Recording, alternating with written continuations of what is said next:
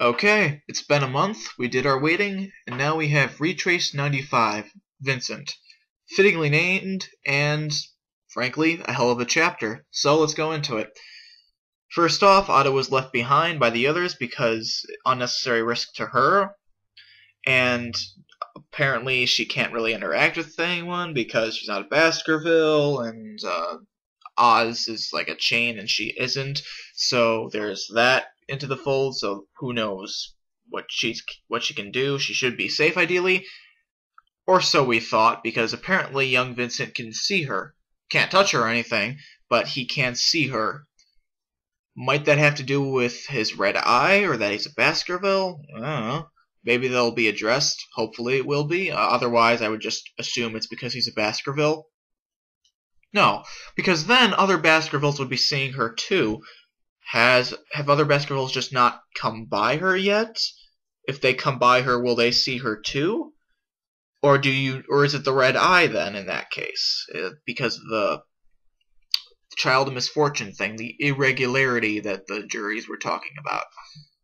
Either way, something hopefully should be addressed there. At the very least, we could assume it's red eye.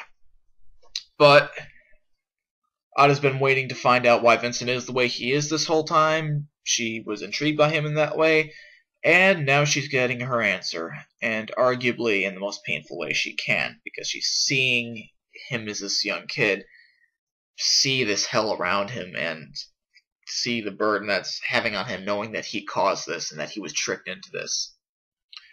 Speaking of messing shit up, Levi is far more malicious than I thought. I always knew he had a playful vibe about him, but he really just doesn't care about what happens. Leo tried calling him out on it, and he hardened up in a threatening way, and it freaked me out a little bit because that was a side of him I didn't think we'd seen before, but maybe we have, and like all these other little hints. Always thought he was just chill and relaxed and everything. Nope, maybe turns out he probably just doesn't care. Either that, or he just doesn't want to care. And he doesn't want to care so badly that he's shrugging off all responsibility. Though that might be a little bit of a stretch. But it's possible, because he did harden up in that way, like, shut up, Leo, don't talk, don't remind me of what I did. Shut up, let's enjoy this. Could possibly get that vibe from it too, who knows. But let's move on to I think it's the highlight of the chapter, is Miranda Barma being confirmed as Demios. Not sure how to pronounce the name. Probably should know how, but oh well. I should have seen that coming, because it was blatantly obvious once you really think about it. She was all about getting heads, and cutting off heads, and saving heads, and liking heads, and everything. Demios was always the same. How I never put two and two together escapes me. Because I was even wondering why Miranda was in the manga at one point. Like, she was such a minor character, and I understand kind of why she was necessary, because Jack needed someone to get him on the inside and everything. But she did feel like she was lacking a tiny bit of a purpose, and now she just gained it. And it should have been completely obvious how she was going to. And now, though, there's another hole that's blown open. Well, not blown open, but still needs to be filled in. Now we really need to see what happened after Oswald cut her down. She couldn't have chopped him up into pieces. She only wanted his head. Even if she did that just so she could get his head, she didn't take it with her. It was still there when Jack got back there. And she assumedly wandered off after that, like, limped off, probably. I mean, she's no Baskerville. It's doubtful she could recover from the wound Oswald left her and, like, be able to move around enough and have enough energy to butcher him to the same extent that he was. Like, he was cut just, 5 pieces or something? I doubt she would have the strength for that. And if she did, her body would be lying right next to his. Which, from when Jack came back earlier in the manga, at least from the angles we were shown, it was only Glenn's body that was there. And I would have thought Jack would have reacted to seeing Miranda chopped up like she was too. It was nice to see Jack carrying off Gilbert after he was unconscious and everything, which I didn't catch at first. I kind of just glimpsed over that. Took someone else mentioning it for me to go back and realize, oh my god, he's actually carrying Gilbert away.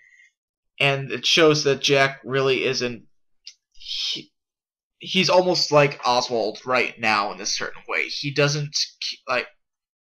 if people get in his way, he takes them down, but he doesn't really harbor any ill will, kinda. Like, he was saving Gilbert even after he cut him down, and he was crying as he cut him down earlier. It was shown there were tears falling down. So he didn't want to hurt him, but he had to, or he felt he had to, at least.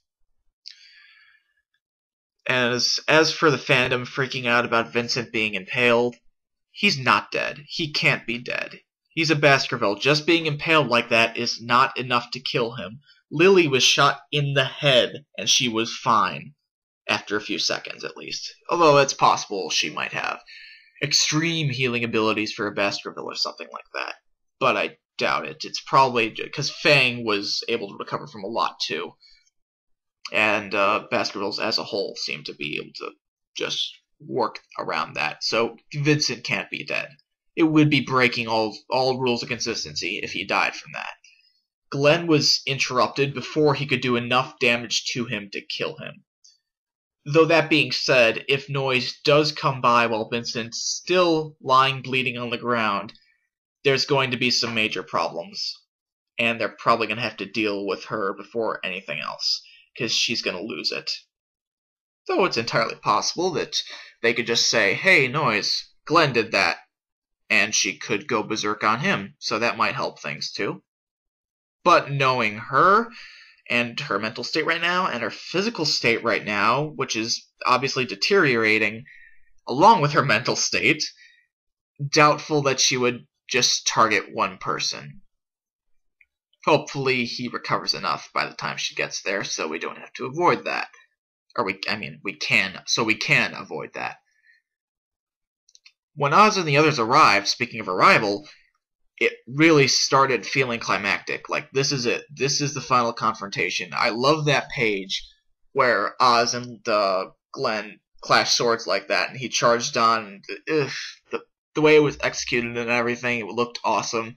And my favorite page in the chapter is when Glenn's holding up his sword towards him and saying, yes, let's see what you can do, damn, what was the exact quote? Like, you're with your cursed powers or something like that. And Oz's eyes just went B-rabbit mode. That was, that page is awesome. And leading into the end, it's obviously leading into the ending now. And this is probably going to feel a bit more epic in the next few chapters. But it started really feeling epic as, Oz charged in with everyone. It is leading into the ending, and honestly, it is getting really, really hard waiting for the next chapters. Every time, it feels like it's a longer wait. Every month. And waiting for the next one is going to be torture. And the one after that. We have at least 2 chapters ahead of us. Otherwise, if we had only one left, which would be terrible, they would have told us at the end of this chapter. So, we have at least 2 chapters left. And they're likely going to be big chapters. Or maybe she does a few more smaller ones, and then one huge one. I don't know. I would love having a big volume. Sorry, that was my phone. But yeah, I would love to have a major big volume or something with all those chapters in it. And who knows? We might get one. We might. But we'll find out in the next few months. Either way, this was a great chapter. And, again, fittingly named for Vincent because it was all about Vincent. And the poor guy can't take much more damage before. And there was my phone again. I better end this. I'll see you guys next month.